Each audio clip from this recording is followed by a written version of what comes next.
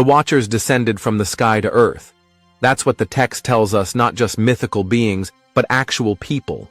They were watchers, observers of humanity, and they had rules.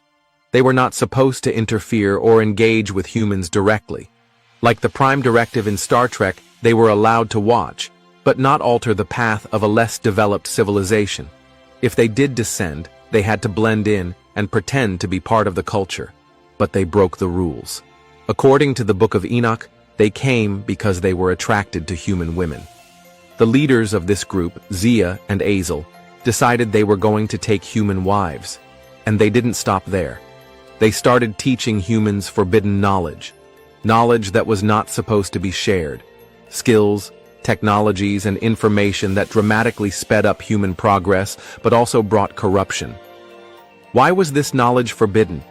Because spiritual maturity didn't match the pace of technological advancement. That imbalance could destroy a civilization. When people aren't ready for certain power, it can be catastrophic. That's what happened. These beings gave us knowledge we weren't ready for. Weaponry, cosmetics, astrology. Things that changed human society permanently. Enoch was praised in biblical tradition as so pure, so righteous, that he was taken to heaven without dying.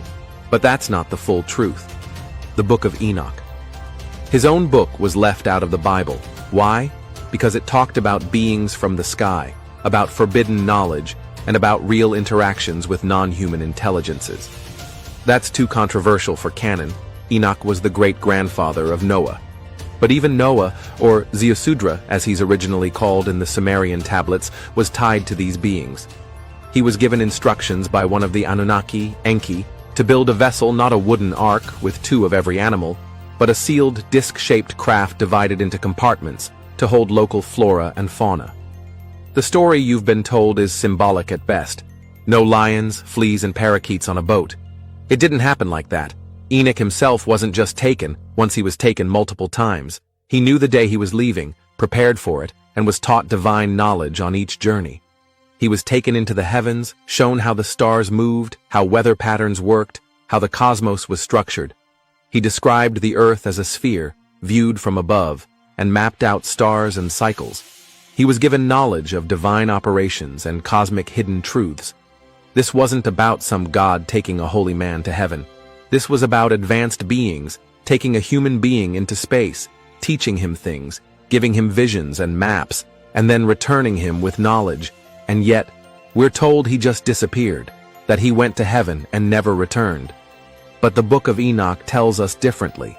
It says he talked with the beings, set his affairs in order, and was taken on specific planned trips. He interacted with them repeatedly. That's why his book didn't make it into the Bible. And the flood? It wasn't about punishing just humans. The Watchers were also judged, bound, and cast into the abyss, imprisoned for their actions. But they weren't killed. Meanwhile, humanity was wiped out. Doesn't make sense, does it? If God is all-powerful and wise, why respond to a few disobedient Watchers by flooding the whole earth and killing everyone? If I'm almighty and some of my creations misbehave, do I snap my fingers and fix it? Or do I drown the world? Why not teach? Why not guide?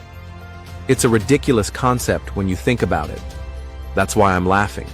It's inconsistent with the idea of an all-knowing, all-powerful God. This story isn't about divine punishment. It's about beings with technology, influence, and knowledge who interacted with early humans and changed the course of history. Enoch saw the heavens, saw the workings of the stars, and was taught the secrets of rain and seasons. He was given the ability to predict natural phenomena. This was a planned abduction, not a magical ride to heaven. He was educated in ways no other human was at the time. He was shown things that made him unique. He understood what others couldn't even imagine. That's why he's revered. That's why his book was excluded, because it reveals too much, and that's why we need to read it. Because knowledge, when applied, becomes power. But knowledge by itself is just potential. If you don't apply it, it's like hiding your talents under a rock. I've got my Bible right here since 1998. I study all the texts, the Quran, the Apocrypha, the Bhagavad Gita, the Nag Hammadi scriptures, the Sumerian tablets. I draw from all of them because intelligence comes from connecting the dots, from recognizing what's valuable and what's not, from seeing the patterns that others miss.